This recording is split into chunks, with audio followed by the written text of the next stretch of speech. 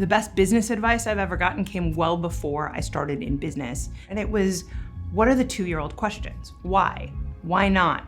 How come? Show me. If you can find that reason, that way that nobody else is doing, that's how you distinguish yourself against your competition. The most important thing to have a successful business is infrastructure. Carry that with me in my own business as well as my nonprofit, where we help veterans and their families start building and grow their own businesses. There's going to be a lot of obstacles throughout your career. Just take them one at a time and prioritize the most critical ones to the ones that are less critical. To listen and be helpful.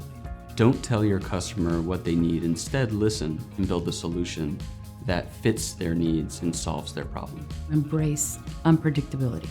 To go ahead and look at change as a motivator. Every company has to look at making change and innovation the new norm.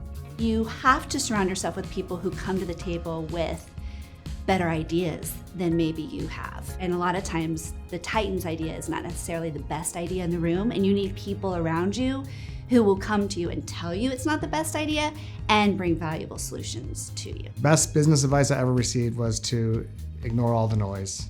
If someone tells you it's a terrible idea or crazy, it's probably a good idea. What keeps me up at night is the conversations that you've had that just didn't go well, that didn't go like you wanted them to, or the ones that are coming up that you know are going to be difficult. And I tend to play those over and over and over in my head, really trying to find the best approach and the best strategy. Determining if the city of Tampa and the services that I provide is inclusive for everyone in the community. As we look at the blurred lines of cultures, it's important for me that all cultures are recognized and celebrated within our city services. As a leader, what keeps me up at night is I want to continue to expand.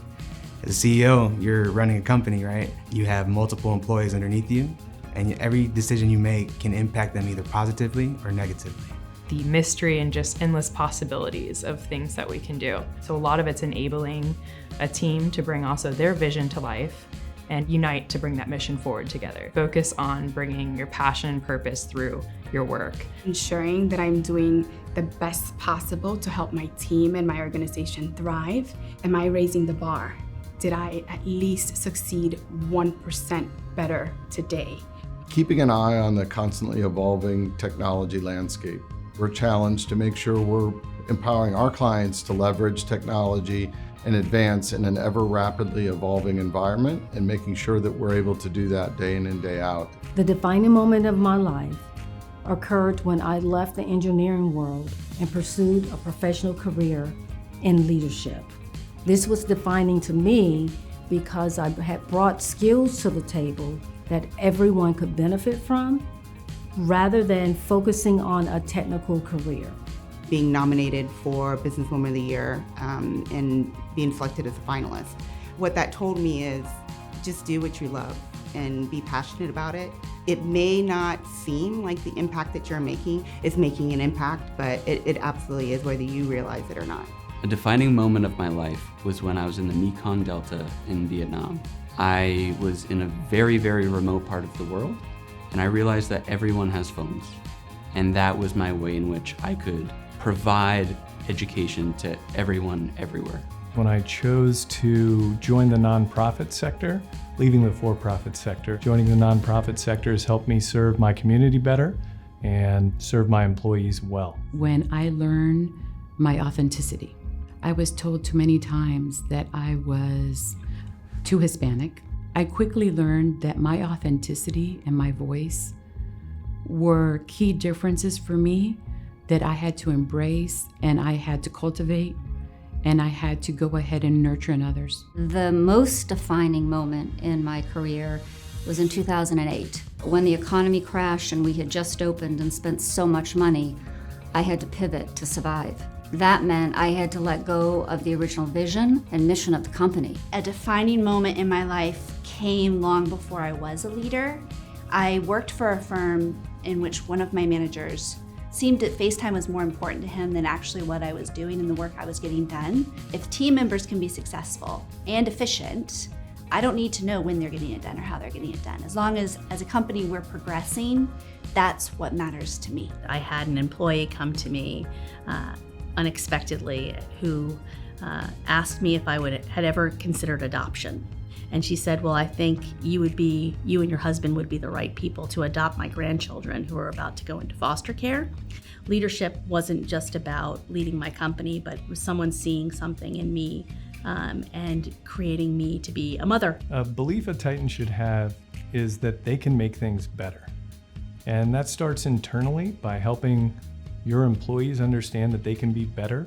And in aggregate, if everybody's doing a little bit more and they believe that they can be better, I think it makes the world a better place. I believe that a Titan should care, should have compassion for the people that they work with, the clients and the customers that they serve, and the communities in which they live. And without that caring and compassion, their influence and their impact, I think, is really minimized. Finding your 3 Ps: passion, purpose, and perseverance. Creating a strong sense of self really helps enable creativity in the workspace, as well as being able to connect with your community and your team to more efficiently work and also be creative.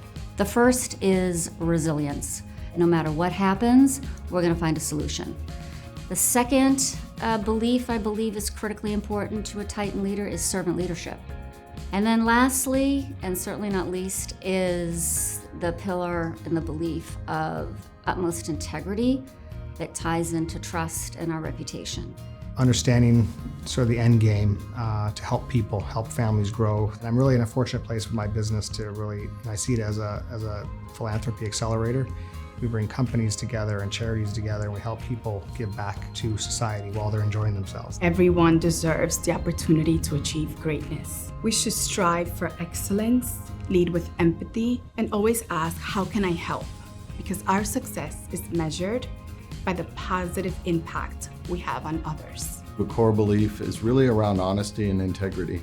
The foundation of our business is built on that, and feel that it's diminished in today's hustle culture environment, and really is one of the keys to our enduring success over the past 26 years. Anything is possible. We are the only obstacle in what can be accomplished, and ultimately mindset is the thing that helps to define whether or not you're successful or not. We have to give back, not just because it's incumbent upon us or it's going to come back to us in some way, but because we've been given opportunities and access and networks that are very different than most people. We have the ability to take people and bring them to that next level.